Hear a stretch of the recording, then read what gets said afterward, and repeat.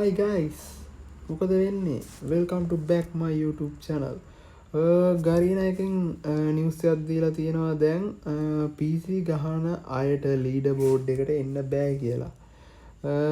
තාමත් අපේ YouTube channel එක subscribe කරලා නැත්නම් අනිවාර්යෙන් subscribe කරලා notification එක all දාලා තියාගන්න. අපි අලුතෙන් වීඩියෝ එකක් දාපු ගමන් ඔයාලා ළඟට ගෙන්න ගන්න.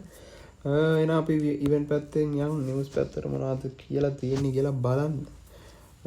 පළවෙනියටම තියෙන්නේ PC players ලට rank match ගහන්න බෑ. ගැහුවත් leader board එකට එන්න බෑ කියලා.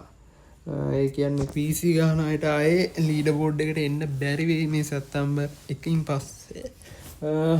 දෙවෙනියට තියෙන්නේ දැන් ඉන්නවනේ කට්ටිය account එක 4-5 දෙනෙක්ට දීලා ගහන ඒගොල්ලන්ට ඒව ලීඩර් බෝඩ් එකට ආයෙ එන්න බෑ. ඒ කියන්නේ account එක share කර යාළුවොත් එක්ක ගහන අයට ආයෙ ලීඩර් බෝඩ් එකට එන්න බැරි වෙයි.